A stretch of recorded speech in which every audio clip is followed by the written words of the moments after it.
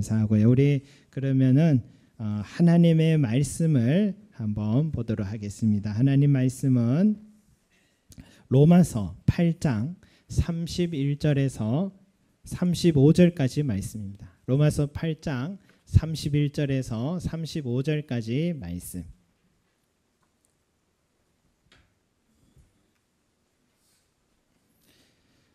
로마서 8장 31절에서 35절까지 말씀입니다. 차신 줄 알고 우리 한 목소리로 하나님께 올려드립니다. 시작. 그런즉 이 일에 대하여 우리가 무슨 말하리요? 만일 하나님이 우리를 위하시면 누가 우리를 대적하리요? 자기 아들을 아끼지 아니하시고 우리 모든 사람을 위하여 내주신 이가 어찌 그 아들과 함께 모든 것을 우리에게 주시지 아니하겠느냐? 누가 능히 하나님께서 택하신 자들을 고발하리요? 의롭다 하신 이는 하나님이시니 누가 정죄하리요? 죽으실 뿐 아니라 다시 살아나신 이는 그리스도 예수시니 그는 하나님 우편에 계신 자요 우리를 위하여 간구하시는 자시니라. 누가 우리를 그리스도의 사랑에서 끊으리요? 환난이나 공고나 박해나 기근이나 적신이나 위험이나 가리랴. 아멘. 여러분, 영국이란 나라는요, 이 고독부 장관이 따로 세워져 있다 합니다. 일본은요, 고립 담당 장관이 세워져 활동하고 있다 합니다. 그런데 우리나라는 이런 나라보다도요, 우리 국민들 중에 고독감을 느끼는 비율이 훨씬 더 높은데도 또 그리스도인들도 상당수가 외로움, 고독감을 느낀다 합니다. 시골 사람들은 사람이 없어서 고독감을 느끼겠지만 또 도시는 사람이 이렇게 많이 모여 있어도 고독감을 느낍니다. 그런데 나라와 또 교회는요, 이 외로움, 고독감에 대한 문제를 소홀하게 생각하고 있는 것도 우리나라의 현실인 것 같습니다. 이런 고독감의 근원은 뭘까요? 내가 사랑받지 못하고 있다는 그 느끼는 그 마음이죠. 아무도 내 주위에 없다라는 그 생각. 나만 홀로 덩그러니 세상에 서 있고 나 스스로 살아내야 한다라는 그런 마음. 이 고독감에 빠지면 두 가지 현상이 나타나겠죠. 어차피 인생은 혼자야. 내 몸은 내가 챙겨야 돼. 내 삶은 내가 지켜야 돼 하면서 극도로 자기 중심적이고 이기적인 마음을 갖거나 아니면은 세상과 단절하고 집에 머물며 두문불출하고 극단적으로 조용한 삶을 홀로 져버리는 그런 현상도 있겠죠. 하지만 여러분, 인간의 외로움의 문제를 해결할 길이 이 성경책에 담겨 있습니다. 그것은 내가 하나님께 사랑받고 있는 존재다라는 사실이에요. 그것도 주변 사람들이 줄 수 있는 이런 한시적인 사랑이 아니라 헤아릴 수 없는 한없는 사랑을 받고 있는 존재다라는 사실이죠. 우리 32절 말씀을 같이 다시 읽어볼까요? 시작. 자기 아들을 아끼지 아니하시고 우리 모든 사람을 위하여 내주신 이가 어찌 그 아들과 함께 모든 것을 우리에게 주시지 아니하겠느냐. 아멘. 여러분, 이 하나님의 사랑을 깨닫게 될 때에 사람은요, 자존감이 살아납니다. 그 아들과 함께 모든 것을 주신다라는 약속 믿을 때에 내일에 대한 염려와 두려움이 사라지게 되는 겁니다. 이 성경의 말씀이 외로움과 고독에 파묻혀 살아가는 이 시대의 사람들을 건지는 유일한 길인 것이죠. 여러분, 다윗처럼 고독함을 많이 느낀 사람이 있을까 싶어요. 물맷돌 한번 잘 맞춰서 하루아침에 영웅이 됐다가 사울왕의 시기심으로 하루아침에 공공의 적이 돼서 그가 숨어 지낸 광야의 시간, 얼마나 몰아붙였으면 블레셋이란 적국까지 넘어가서 거기서 미친 채 하며 생명을 지켜야 했던 그 상황, 희망이 없었습니다. 광야에서 조용히 생을 끊었다 해도요, 내가 다윗이어서 그랬겠다. 사람들은 모두 공감했을 것 같아요.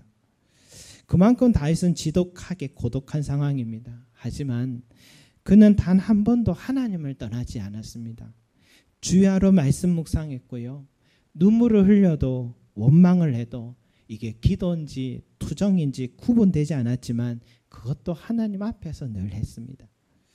그의 마음에 지독한 외로움, 눈물과 한숨, 우울함에 사로잡힐 때마다요. 인기척 없는 광야 한복판 바위 틈 사이에 새벽 미명이 밀려는 그 고요한 시간에 그는 하나님께 나아가서 묵상하며 기도했습니다. 그때마다 하나님은 다윗의 마음에 평안 지켜주셨고요. 뜻하지도 않았는데 피할 길을 예비해 주셨고요. 생각지 못한 하나님의 역사들을 목도케 하셔서요.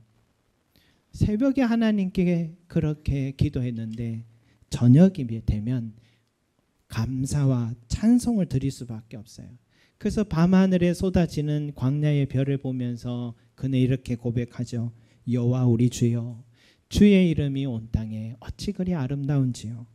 사람이 무엇이기에 주께서 그를 생각하시며 인자가 무엇이기에 주께서 그를 돌보시나이까 하며 그는 하나님께 찬송을 올려드린 것입니다. 사랑하는 성도 여러분, 사람은 신실하지 못하고 다른 사람을 이해하고 사랑할 여유가 없습니다. 그래서 우리가 사람 의지하면 실망하는 이유는 여기에 있는 거죠. 내가 사람 잘못 본 것이 아니라 그게 사람의 본래 모습입니다. 여러분, 고독의 시작은요, 하나님을 떠나서 세상과 사람을 의지한 결과입니다. 그러나 우리에게는 변함없이 신실하시고 자기 아들을 아끼지 아니하실 만큼 아들과 함께 내 삶에 필요한 모든 것을 주시는 하나님의 사랑을 받고 있음을 여러분 잊지 마시기 바랍니다. 다윗은 우리에게 소중한 진리를 가르쳐 주셨죠. 하나님께 가까이 함이 내게 복이라. 시편 73편 28절 말씀인데 몇 년 전 우리 교회에 표기도 했습니다. 하나님을 가까이 함이 내게 복이라. 여러분, 이것은 인생이란 광야에 길 올린 지혜입니다. 올 한 해 우리 교회의 표어가 뭡니까? 하나님의 은혜 가운데 항상 있으라. 여러분, 올 한 해 내 자리를 한번 돌아봅시다. 어느새 이 한 해 3분의 2가 지나가고 있어요. 늦었다 생각하지 마시고 남은 시간 다윗처럼 은혜 안에 머무시기를 소망합니다. 지난주에요, 동인천 노회 연합 부흥회를 한 주간 수요일까지 진행했잖아요. 성도님들은 주일 오후 또 수요 저녁 예배에 참여하셨는데 저와 사모는요, 낮에는 목회자 세미나, 밤에는 저녁 집회 연속으로 달려왔어요. 저도 시차례도 회계였기 때문에 집회 후에는 재정 정리를 해야 돼서 빠지지도 못하고 고스란히 참여했습니다. 그런데 함께 들은 성도들도 계시지만 저는 마지막 날 강사 목사님의 그 간증이, 교회에 일어난 간증이 참 마음에 와닿았어요. 33년 전 서울 송파구 지하에 개척을 시작하셨대요. 그리고 플랜카드를 걸었어요. 병든 자, 환난당한 자, 빚진 자, 억울한 자, 귀신 들린 자를 치유하는 교회라고 플랜카드를 걸었더니 정말 환난당한 자, 병든 자, 귀신 들린 자만 몰려왔다고 합니다. 그 중에서 한 모녀가 찾아왔는데 그 집에 아버지는 서울대 법대를 나와 좋은 직장을 다니고 있었고요. 딸은 고등학교까지 공부를 참 잘해서 참 이 가정이 건실한 그런 가정이었습니다. 그런데 어느 날 이 가정에 환난이 찾아왔어요. 딸이 좋아했던 사람에게 충격을 받게 됐습니다. 그때부터 정신을 잃어버렸어요. 폭식증과 분노 조절 장애를 가져서요, 항상 부모님을 때리기 시작하는 겁니다. 그때 다니던 교회가 있었지만 이 모녀는 환난당한 자, 병든 자, 빚진 자, 억울한 자를 받는다는 이 지하교회를 찾아온 거예요. 특이하게도 딸은 그 누구의 말도 듣지 않는데 이 교회 목사님 말은 너무너무 잘 듣는 거예요. 그때부터 딸을 목사님께 맡기기 시작했습니다. 목사님이 부흥회 가면 이 모녀는 따라와서 이 집회 한쪽에 항상 앉아 있는 거예요. 목사님이 해외 부흥회를 가면 또 이 집에 여유가 있어서인지 비행기를 타고 이 모녀도 따라와 집회에 참여한 겁니다.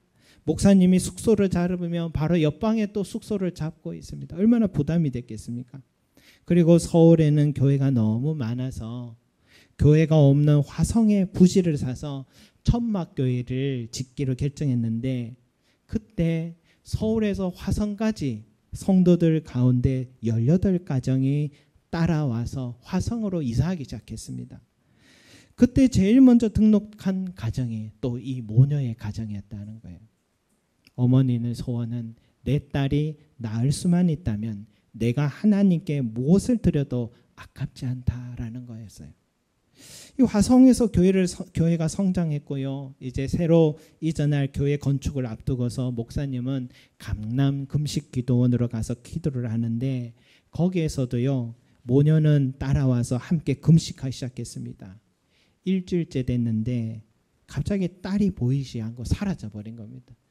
목사님은요 허기진 배를 움켜잡고 어머니와 함께 산으로 이 딸을 찾으러 그렇게 헤맸는데 결국 못 찾아서 들어와서 숙소에서 잠을 청했다 합니다.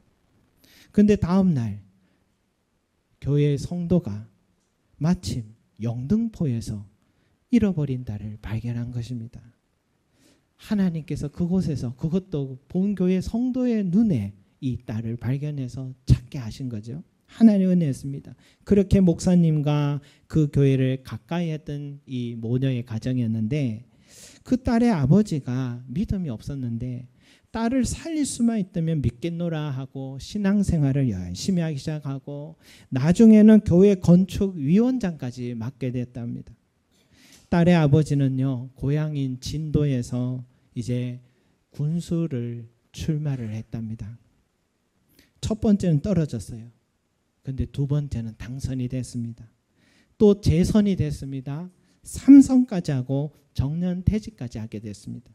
이 가정에 주신 축복인데, 그리고 그 교회 건축이 완공될 때 또 다른 축복이 가정에 있었는데, 그 긴 세월 동안 그 가정의 아픔이었고 기도 제목이었던 딸이 깨끗하게 회복되었다는 것입니다. 그 후에 딸은 신학교에 가게 됐고, 본래 공부를 잘했던 학생이기 때문에 신학교에서도 장학생이 되었다고 합니다.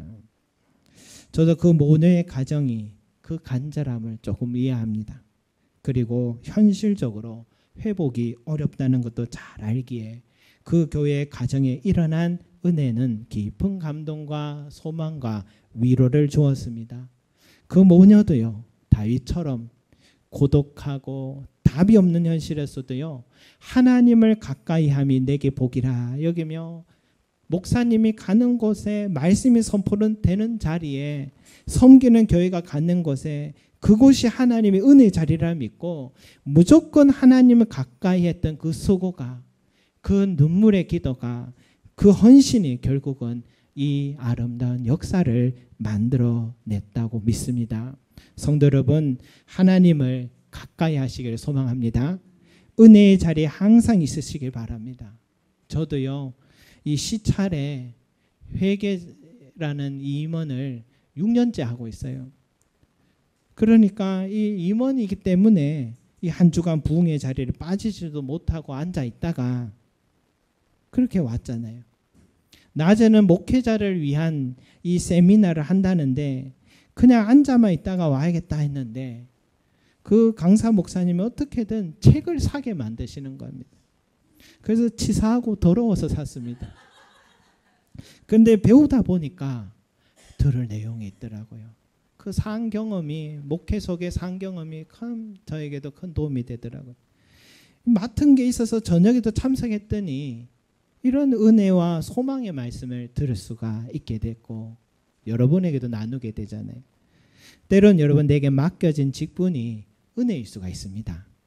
교회에서도 직분자가 되면요, 순장과 교사를 맡으면 주변 사람들 눈치 볼 수 있잖아요. 우리 장로님도 부탁도 안 했는데 장로다 하다 보니까 선교사님 오시면 꼭 격려의 마음도 전하지 않을 수 없는 마음도 생기잖아요. 왠지 더 본이 되어야 될 것 같은 마음 들잖아요. 여러분 그것도 은혜가 될 수 있습니다. 그것 때문에 내가 하나님 더 가까이 할 수가 있고요. 그 직분이 사명이 복이 될 수 있어요. 저희 집에도요. 자녀들 보세요. 믿음이 크든 작든 목사 아들이요 딸이라서 주일날 돼도 방황을 못 하잖아요. 그게 또 은혜입니다. 여러분. 저는 어릴 때 사역자 집안에서 저도 자라서요. 전도사님의 동생이다라고 해서 늘 저희 집에 항상 교회 사택이 있었어요. 교회가 놀이터였고요. 저도 어른들 산기도 금요일날 간다면 저도 따라갔어요. 주일날 사찰 집사님이 성도들 차량으로 다 태워주고 교회까지 오는데 저희 집도 사택이다 보니까 저도 같이 그 차 타고 한 바퀴 돌고 늘 집에 돌아오는 그 시간이 즐거웠어요. 나중에는요. 그렇게 자라다 보니 군에 갔는데 저 혼자서 수요 예배를 찾아가더라고요. 저희 부대 교회가 없었어요. 한참 부대 밖으로 길로 걸어가고 어두컴컴해지고 내과도 건너야 되는 그런 다른 부대 교회 있는데도 그 시간이 즐겁더라고요. 대학 시절에도요. 학교 앞에 수요일 저녁 채플이 있는데 수요 예배를 혼자서 즐겁게 쫓아가고 있더라고요. 여러분 나의 직분이 나의 그 환경이 나의 그 고난이 나로 하여금 하나님을 가까이 하게 하는 은혜였고 복이 더라는 것입니다. 그러니 여러분 은혜의 자리에 꾸역꾸역 나오시기 바랍니다. 투덜투덜대도 괜찮습니다. 우리 목사님 왜 나를 귀찮게 하는지 모르겠다며 원망해도 괜찮습니다. 치사하고 더러워서 간다 하고 오시길 바랍니다. 그래서 이 남은 한 해도요. 내 삶의 남은 시간들은 이전보다 더 주님을 사랑하고 하나님을 가까이 하셔서 그것이 복이 되는 은혜가 있기를 간절히 소망합니다. 또 한 가지 오늘 이 바울이요. 우리에게 하고 싶은 말씀을 전하고자 하는데 오늘 말씀 시작할 때 그런즉이라고 시작되잖아요. 그런즉이란 표현이 뭡니까? 이제 곧 결과를 말할 때 쓰는 접속사잖아요. 앞에 원인을 언급했다는 뜻입니다. 여러분 바로 앞에 말씀이 뭡니까? 그죠? 여러분 앞에 이런 말씀이죠. 로마서 8장에 성령의 장이라 했는데 성령님의 다양한 사역 가운데 가장 중요한 사역이 하나님께 택함 받은 사람을 절대 포기하지 않으시고 그를 부르시고 의롭게 하시고 영화롭게 되도록 끝까지 견인하는 사역이 성령님의 가장 중요한 사역이라고 말씀드렸죠. 견인한다는 게 뭡니까? 차가 고장나 꼼짝 못하는 차량을 견인 차가에서 무조건 안전한 장소 옮기는 강한 힘이 있듯이 성령님은 우리를요 포기하지 않으시고 끝까지 견인시켜 가시는 그런 역사가 있는 것입니다. 그래서 말씀에 그런즉 이 일에 대해 우리가 무슨 말하리요? 라는 말은 이렇게 강력한 성령님의 사역이 있는데 이렇게 삼위일체 하나님이 우리를 위하시고 계시는데 누가 우리를 대적하리요? 누가 우리의 구원을 막을 수 있으리요? 이런 뜻입니다. 그 하나님이 우리를 택하시고 부르시고 의롭게 하시고 영화롭게 하시는 데 있어서 그 누구도 이의를 다할 수 없고 누구도 정죄할 수도 없고 누구도 간섭할 수 없고 깨트릴 수 없다라는 이 말입니다. 그래서 찬양 가사에 이런 가사가 있죠. 하나님의 부르시면은 결코 실수가 없네. 나를 부르신 하나님의 신실하심을 나는 믿네 라고 고백하잖아요. 여러분 가끔 농담반으로 우리 박양분 집사님이요. 내가 교회 와서 신앙생활 이렇게 하는데 하나님 내 기도 안 들어주신 것 같다고 이렇게 교회 계속 가야 되나 이렇게 농담반 진담반 그러면 전도하신 우리 박연남 지사님은 안절부절하십니다. 지금 우리 교회 한 사람 해도 귀한데 어떻게든 교회 생활 잘할 수 있게 하라고 마음 쓰고 계시는데 하나님이 우리 방 집사님 얼마나 귀하게 생각하실까 하는 생각 들어요. 하지만 걱정할 필요가 없습니다. 우리 박양분 집사님이 교회에 50년 만에 다시 온 것이 하나님께서 부르셨기 때문인지 믿습니다. 하나님은 실수가 없는 분이세요. 부르신 하나님께서 우리 집사님을 언젠가 인격적으로 만나 주신다는 것을 믿습니다. 그때는요, 기도 응답이 문제가 아니에요. 하나님 만나게 되면 어떻게 해요? 세상과 나는 강고도 없고 구속한 주만 보이도다. 하나님 만나게 되면, 그분의 음성 듣게 되면, 그분의 영광을 보게 되면 내가 얻은 구원의 은혜의 앞에서는 내 기도들은 다 사소한, 세상과 나는 강고도 없는 안개 같은 사소한 일이 되고요. 그걸 깨닫게 되는 거예요. 그분을 만난 것만으로도 이제 만족하고 충분하게 되는 거죠. 하나님의 부르심에는 여러분 결코 실수가 없음을 믿으시기 바랍니다. 만일 하나님께서 택하신 사람인데요, 인생길 걷다가 유혹과 고난과 죄로 인해서 넘어지고 곁길로 가서 결국 돌아오지 못했다면 하나님은 실수할 수 있는 분이 되는 겁니다. 하지만 하나님께서 택한 사람은 결코 포기하지 않으시고요, 부르셨다면 그분의 형상으로 반드시 빚어가시고 결국 영화롭게 만들어 가시는 거죠. 저와 여러분들이 지금도요, 내가 어떻게 하다 지금 이렇게 신앙생활을 하고 있을까 가만히 돌아보면 기도해 준 우리 어머님이 생각날 것이고 아내가 생각나고 그때 그 전도자가 생각날 것입니다. 하지만 나를 이끌어준 수많은 사람들의 전도와 기도는 다 하나님의 도구로 쓰임받은 것이고 처음부터 내 이름 아시고 택해 주신 하나님이 계셨고 그 하나님의 열심이 나를 지금 이 신앙의 여정에 서게 하신 것을 믿으시기 바랍니다. 그 하나님의 열심, 그 하나님의 신실하심을 믿는다면 의심하지 않아도 됩니다. 내가 받은 구원은 흔들릴 수 없다는 사실 믿으시기 바랍니다. 구원파 사람들처럼 날짜 몰라도 됩니다. 하루에도 수없이 내 마음이 밝았다 어두웠다 해도 괜찮습니다. 어느 날 하나님 앞에 실수하고 욕에 넘어져 죄책감에 시달린 날도 있습니다. 그래도 괜찮습니다. 한 번 주신 구원은 영원하기 때문입니다. 또한 우리의 구원이 강력한 이유는 뭐냐? 전도서에 이런 말씀이 있어요. 한 사람이면 패하겠거니와 두 사람이면 맞설 수 있나니 세 겹줄은 쉽게 끊어지지 아니하느니라. 여러분, 세 겹줄의 힘이 얼마나 대단한지 몰라요. 그런데 우리의 구원이 바로 이 세 겹줄의 힘으로 지탱되고 있다, 이런 뜻이죠. 그것도 세 사람이 모인 세 겹줄 수준이 아니라 세 분의 하나님이 견고한 세 겹줄을 우리 영혼에 붙들고 계신다면 누가 그 줄을 끊을 수 있겠느냐는 거죠. 보십시오. 31절 같이 읽어보겠습니다. 시작. 그런즉 이 일에 대하여 우리가 무슨 말하리요? 만일 하나님이 우리를 위하시면 누가 우리를 대적하리요? 여기서 하나님은요, 지금 로마서 8장에 강조되고 있는 성령 하나님을 말하는 겁니다. 우리 32절 같이 읽겠습니다. 시작. 자기 아들을 아끼지 아니하시고 우리 모든 사람을 내주신 이가 어찌 그 아들과 함께 모든 것을 우리에게 주시지 아니하겠느냐.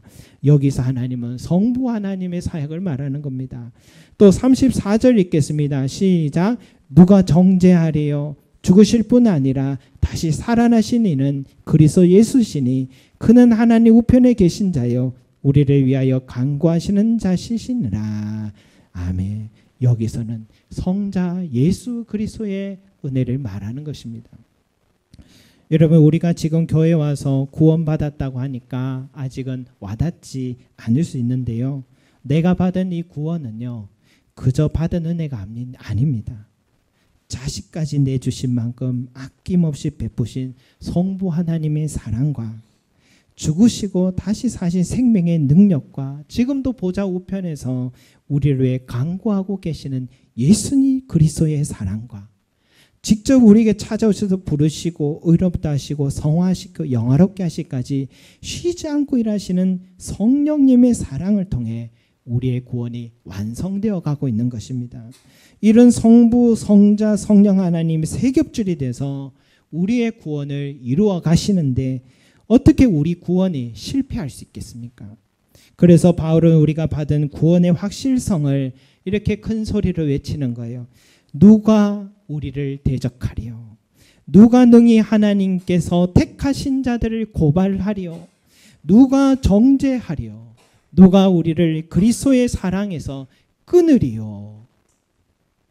그래 성도 여러분, 나이는 들어가고 몸은 약해가고 가진 것은 줄어들고 계획한 일들은 어그러지고 나 자신이 초라해 보이도 우리를 향한 하나님의 사랑은 절대로 끊어지지 않는다는 것을 기억하시기 바랍니다.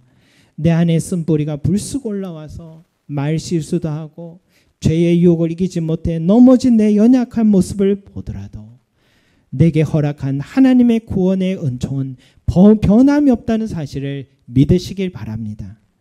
광야 생활의 고난은 그칠 줄 모르고 먹고 사는 문제로 분주한 나날들을 보내다 보면 나도 모르게 하나님과의 교제가 뜸해지고 내 마음은 점점 둔해져서 어떻게 하다가 내 신앙이 제자리 걸음을 이렇게 하고 있을까 자책감이 들어도요, 변함없이 기다려주시고 내 형편이 이해하시고 위로하신 하나님의 인자하심을 믿으시길 바랍니다. 사랑하는 성도 여러분, 그 누구도 나를 알지 못한다며 외로워하지 마십시오. 이 고독감은 주변에 아무리 사람들이 둘러싸여도 해결되지 않는 죄로 인해서 어그러졌던 하나님의 형상의 결과입니다. 이것은 하나님과의 관계가 회복되고요, 그의 사랑이 내 속에 충만해지고요, 내 속에 온전한 하나님의 형상이 회복될 때에 해결되는 마음인 것입니다.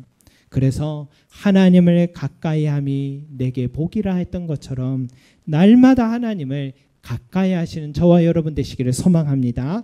더불어서 누가 우리를 그리스도의 사랑에서 끊으리오라고 외쳤던 바울의 구원의 확신이 나의 고백이 되기를 소망합니다. 하나님은요, 아들을 내어주시면서 구원의 은혜뿐만 아니라 모든 것을 아끼지 아니하시고 주시는 분이시다 하셨어요. 그 삼위 하나님께서 세 겹줄이 되어서 나를 붙들고 계시니 내 영혼은 안전합니다. 그 삼위 하나님께서 나를 택하시고 부르시고 의롭다 하시고 그의 형상으로 빚어가시고 영화롭게 하시는 일에는 실수가 없으심을 믿으시고 두려움과 염려와 근심을 던져버리고 참된 자유를 누리시는 저와 여러분들이 되시기를 간절히 소망합니다. 이 믿음으로 이 한 주간도 승리하시기를 소망합니다. 아멘. 기도하겠습니다. 사랑과 은혜가 풍성하신 우리 아버지 하나님, 왜 나는 하나님 믿는데 그리스도인인데 늘 말씀 본다고 생각했고 기도 생활한다 했는데 불쑥불쑥 찾아오는 외로움과 고독감, 여기는 어떻게 해야 될까 우리는 몰랐지만, 그러나 우리가 다시 한번 하나님의 사랑받고 있는 존재임을 말씀으로 가르쳐 주셨습니다. 이 말씀을 우리가 붙들고 내가 하나님의 사랑을 깨닫고 그 사랑을 누릴 때만 우리의 삶에 자존감이 살아나고 우리의 소망이 다시 살아난다는 사실, 그리고 홀로 있어도 기쁘고 충만한 기쁨으로 살아간다는 사실, 오늘 우리에게 깨닫게 해주심을 감사드리고, 하나님을 가까이 함이 내게 복이라 했던 다윗과 같이 날마다 광야 속에서도 그 고요한 적막한 상황 속에서도 하나님과 깊은 교제를 누리는 우리들이 되게 도와주시옵소서. 때로는 우리 연약한 모습 보고 죄의 모습을 보고 내 구원은 혹시나 버림받지는 않을까 두려움이 찾아올 때에 우리는 성부, 성자, 성령 하나님의 세 겹줄로 우리를 붙들고 계시는 구원의 은혜와 능력을 믿는 믿음 갖게 하여 주셔서, 주여 내가 아무리 넘어져도 흔들림 없이 다시 이렇게 세워주실, 견인하여 주실 우리 성령님과 하나님 아버지의 사랑과 지금도 보좌 우편에서 우리를 위해 기도해 주시는 예수 그리스도의 사랑이 있음을 믿고 담대하게 달려가고 두려워하지 않고 낙심하지 말고 믿음으로 승리하는 우리 모든 성도들이 될 수 있도록 축복하여 주시옵소서. 누가 우리를 그리스도의 사랑에서 끊을 수 있을까라고 했던 이 바울의 확신이 나의 고백이 되기를 간절히 소망합니다. 감사드리며 예수 그리스도 이름으로 기도드립니다. 아멘.